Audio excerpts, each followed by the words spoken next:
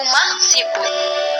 Pada dahulu kala, siput tidak mempunyai cangkang seperti sekarang kita lihat.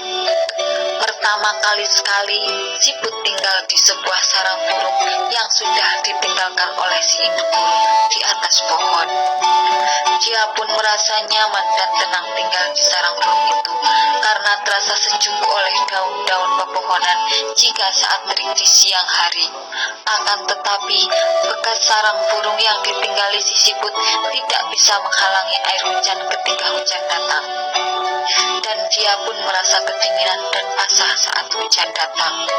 Kemudian, si siput pun pergi mencari tempat tinggal yang baru yang bisa melindunginya dari tetesan air hujan. Ia pun menemukan sebuah lubang yang ada di batang pohon. Mungkin ini tempat yang cocok untuk kujadikan rumahku, karena jika saat terik di siang hari, aku akan terlindungi. Dan bahkan saat hujan turun, walau sangat deras, aku tidak akan kebasahan dan kedinginan. Begitu pikir si siput di dalam hatinya, menjadikan lubang di pohon itu menjadi rumah siput. Dan akhirnya si siput pun masuk ke dalam lubang di batang pohon itu. Singkat cerita, di suatu hari yang cerah, datanglah seekor burung pelatuk. Tok, tok, tok. Si burung pelatuk terus mematuk batang pohon dekat dengan lubang yang ditempati siput. Siput pun menjadi terganggu dan ia tak bisa tidur karena berisik mendengar si burung pelatuk yang sedang membuat lubang.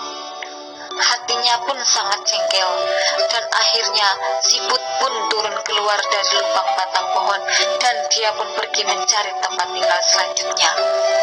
Menjelang hari mulai sore, siput menemukan sebuah lubang di tanah. Kelihatannya hangat jika malam nanti datang, pikir si siput. Siput pun mulai membersihkan lubang tersebut dan dia memutuskan untuk tinggal di dalamnya.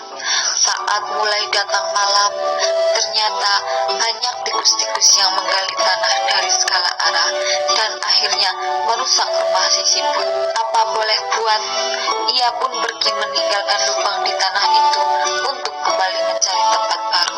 Ia terus berjalan dan tiba di tepi pantai yang penuh dengan batu karang. Nah, mungkin itu yang cocok untukku. Di sela-sela batu karang itu bisa menjadi rumahku. Tempat itu bisa melindungiku dari panas matahari dan hujan. Tidak ada burung pelatuk yang mematuk karang ini, dan si tikus pun tidak akan mampu menggali untuk membuat lubang di batu karang ini.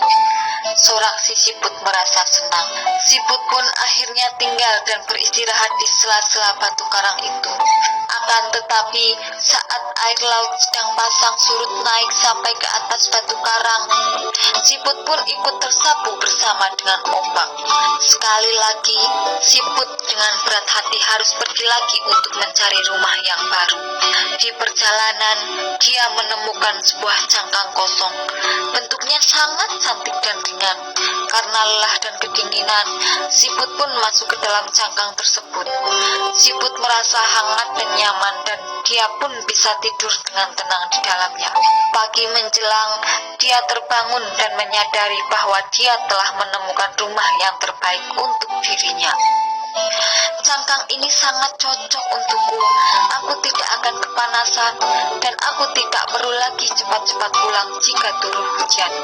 Tidak ada lagi yang bisa menggangguku karena aku bisa membawa rumah yang ringan ini kemanapun aku akan pergi.